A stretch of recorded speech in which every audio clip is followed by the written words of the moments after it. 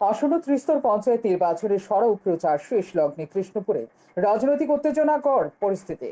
কংগ্রেস দলের তরফ থেকে অভিযোগ করা হয়েছে, রবিবার দলের পঞ্চায়েত সমিতির আসনে প্রতিদ্বন্দ্বিতাকারী দুই প্রার্থীর ওপর শাসক দলের যুব সংগঠনের কর্মী সমর্থকেরা অতর্কিতভাবে আক্রমণ সংঘটিত করে।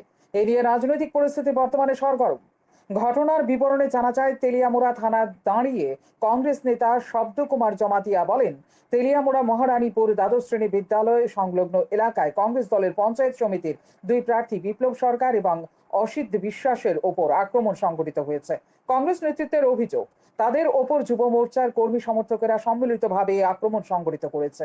পাশাপাশি পঞ্চায়েত সমিতিতে কংগ্রেস দলের হয়ে প্রতিদ্বন্দ্বিতাকারী বিপ্লব সরকার দাবি করেছেন, তিনি এবং অসিত বিশ্বাস যখন মহারানীপুর দ্বাদশ শ্রেণী বিদ্যালয়ের সামনে দিয়ে যাচ্ছিলেন, তখন পেছন থেকে ধাওয়া করে তাদের উপর যুব মোর্চার কর্মী সমর্থকেরা আক্রমণ সংঘটিত করে।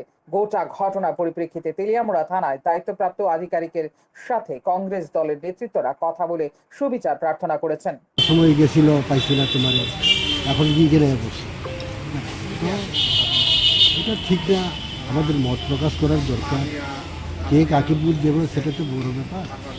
এখন একটা মতই প্রকাশ করতে না পারে, রাষ্ট্রপতি যদি এইভাবে আপনি মারধর করে, এটা তো রাজ্যের জন্য শোভনীয় নয়। এদিকে গোটা বিষয় নিয়ে নিজের প্রতিক্রিয়া ব্যক্ত করতে গিয়ে যুব মোর্চা কৃষ্ণপুর মন্ডল সভাপতি নির্মল দেবনাথ দাবি করেছেন, এই সমস্ত ঘটনার পেছনে যুব মোর্চার কর্মী বা সমর্থকরা দায়ী নয়। তিনি আরো দাবি করেছেন, যুব মোর্চার কর্মী সমর্থকেরা বরাবরই সমাজ গঠনের জন্য কাজ করছে। এই প্রকারের অনভিপ্রেত কাজ কখনোই যুব মোর্চা করে না। যে গিয়ে থাকে এবং যুব মোর্চারা যদি আক্রমণ করে থাকে, তাহলে সঠিক তথ্য খুঁজে বের করার জন্য আমি আগ্রহ করব প্রশাসন থেকে শুরু করে যারা রয়েছেন। এবং যুব মোর্চারা এসব কাজে কোনোদিন বিশ্বাসীও না, যুব মোর্চারা এসব কাজে কোনোদিন লিপ্ত নেই।